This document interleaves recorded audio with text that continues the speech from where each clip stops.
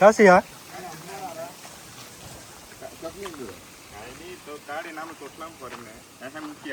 अच्छा चॉकलेट लो ठीक એટલે અમે પહેલે ચોકલેટ કોટલામાં તો ફરીંડા હા હા હા ને અમે તો ડીજે પાસે સાફ કરવા કરી લે કોતરાક પાસે સચિન થોરો ઓરો અહીંયા હે દેખે डोकं काढा कोत्ता हिरा बरोबर कासी हिरा ही डोकं काढा कोत्ता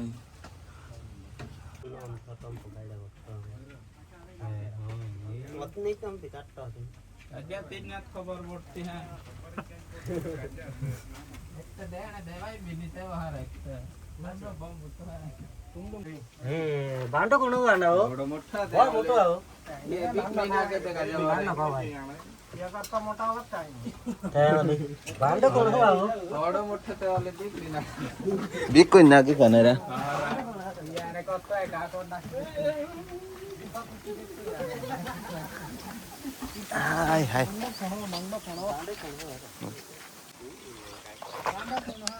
इजेरी आवेगा है कुछ भी काढे एवो जेरी नहीं आवे वगर जेरी आवे हाँ कुछ ही आता है ना मारे नीव जी आवे ते कौन खाली बोधो ई वगर जेरी आवे ई हलो આપણે જે અમે તમે છોડી આવવાનો હલો ચાકલીંડા કથા ત્યાં જે વોચ કવાય હું એકદમ શાંત પણ તો એ ચાવે હલો નહીં ચાવે હા બધ આપણે વાલે આવ્યું એને જેરી જ કહેતા પણ તો જેરી નહીં હે बीता जा है એટલે રા બીતે જાય ને એને જેરી જ કહેતા હું હે ને કાગત કે ચાવી રહી તો એ એને પેટર્ન દેખાતી ને કાબરી ચિત્રી એવા એવો ઉજાય હે કદ પણ તો એવો કાંઈ નહીં તો પહેલા ને બધા કોણ ખાલી હલો ઠેલા આપણે ગાડામાં યાર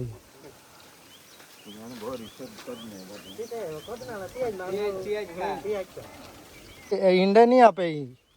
ડાયરેક્ટ એ બોચે ડાયરેક્ટ બોચા આપે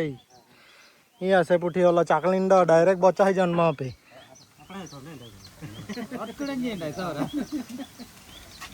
એકદમ શાંત ઈ હું ફોનતે ને ઈ હશે ને એક જ જાગે રહી હાકા જે પોચી જમીન રહી કાની ત્યાં મોટે ભાગે એ ગઢ રહી જે પોચી જમીન રહી કાની ત્યાં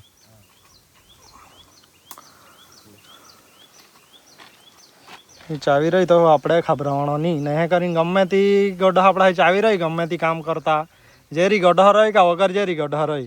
આપણે સીધા દવાખાને નીકળી જવાનો બીજા કાંઈ કરવાનો નહીં કોઈ ફોગતા પાસે નહીં જવાના કે કોઈ દેશી દવા કરતો હોય તેણી પાસે નહીં જવાનો હે મુદ્દાની વાત એટલે આપણે હાલે પહેલે ફોગતા અપાઈ જાત પૂઠી દવાખાને જાત અમે આપણા નાક ચાવી રહી ને નાગ તો હું મરી જવાય એવા નહીં આપણા